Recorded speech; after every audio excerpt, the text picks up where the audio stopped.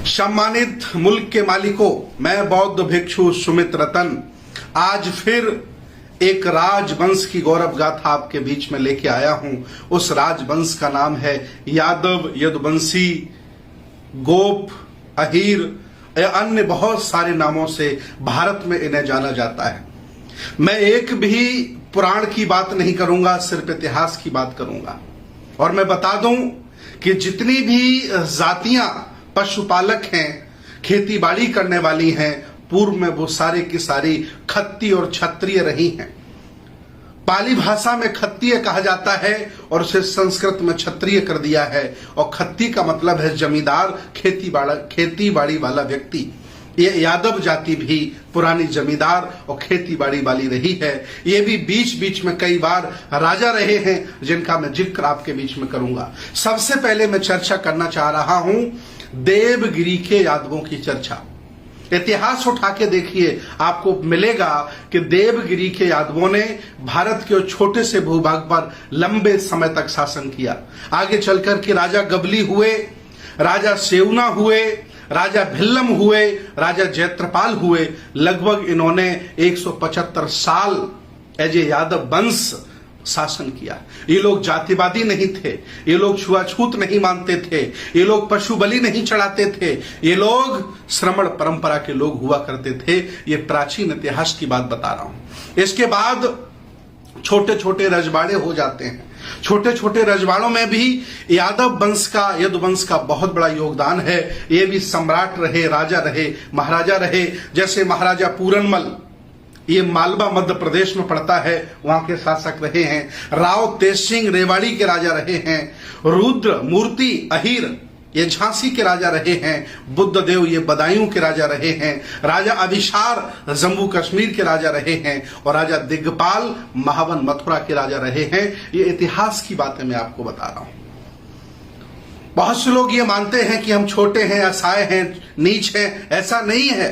आप इस देश भारत के राजा महाराजा रहे हो, आप में वो काबिलियत है कि आप शासक कर सकते हैं, आप शासक हो सकते हैं, आप देश को चला सकते काबिलियत है और आपके पुरखों ने चलाया है। वर्तमान की परिवेश की स्थिति में जो भी खेतियर जाति, पशुपालक जाति साधन संसाधन वाली हो जाती है, तुरंत अपने आप को क्षत्रिय कहने लगती है। और जो ओबीसी के लोग हैं, शेड्यूल कास्ट के लोग हैं, उनसे दूरियां बनाने लगती है। मैं आपको बता दूं, क्षत्रिय तो आप पहले से ही हो। आप देश के राजा रहे, महाराजा रहे। आज जो शासन कर रहे हैं, कभी तुम्हारे घर में हल चलाया करते थे, तुम्हारे घर से भीख मांग करके पेट पाला करते थे। आप क्षत्रिय हो, लेकिन तब आप इस देश भारत के बड़े बड़े शासक रहे, जब सब लोगों को जोड़ने की काबिलियत थी आप में। आज काबिलियत नहीं है तो आप शासक नहीं हो पा रहे हो। याद रखिएगा यादव परिवार के लोगों, इतना ही नहीं, इतिहासकारों ने यादव, अहीर और बनाफर को भी एक लिखा है। आप कितने सहमत होंगे नहीं होंगे अलग विषय है, लेकिन इतिहास की बात है जो आईएएस की तैयारी में भी पढ़ाई जाती है, वो ये है कि जो आला उदल हैं इनको बनाफर कहा गया है। और बनाफर अहीर दोनों में बहुत बड़ा अंतर नहीं है, अर्थात बड़े लड़ैया मोहबे वाले। ये आला उदल भी यादव परिवार के हैं, ऐसा इतिहासकार लिखते हैं। मैं आपको बता रहा हूं। आगे चल करके स्वतंत्रता संग्राम की लड़ाइयां लड़ी, अन्य बहुत सारे युद्ध हुए, उनमें भी बहुत सारे यादव जमींदार राजा, जैसे राजा मोहनलाल बहुत बड़ा नाम है, बड़े लड़ाके थे। राजा राव गोपाल देव बड़े लड़ाका थे, ये प्लासी के युद्ध में रहे राजा मोहनलाल जी। इसके बाद राजा रंजीत सिंह यादव और राजा प्राण सुख यादव, ये जमींदार राजा थे। इन्होंने अंग्रेजों के खिलाफ, मुसलमानों के खिलाफ देश की रक्षा के लिए बहुत बड़े बड़े युद्ध लड़े, जैसा कि इतिहास कहता है। इतना ही नहीं, इस परिवार में पेरियार ललन सिंह यादव जैसे लोग पैदा हुए, जिन्होंने सच्ची रामायण की चाबी लिखकर पूरे देश को चौंका दिया और बताया कि जो इतिहास में लिखा है वो सब सत्य नहीं है, जो किताबों में लिखा वो सब सत्य नहीं है।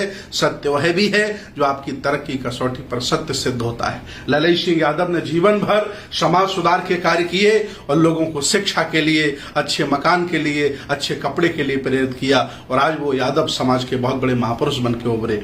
इतना ही नहीं, इसी परिवार में बिंदेश्वरी प्रसाद मंडल जी जो बिहार के मुख्यमंत्री भी रहे, मंडल वहां यादव लोग लिखते हैं, ये यादव हैं।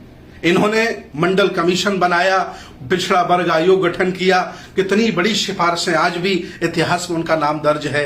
इसी के तर्ज पर श्रमण परंपरा के लोग मंडल के साथ खड़े थे और ब्राह्मण परंपरा के लोग कमंडल के साथ खड़े थे। बंटवारा था, लेकिन आज भी बहुत सारे लोग इस बात को नहीं समझ पाए।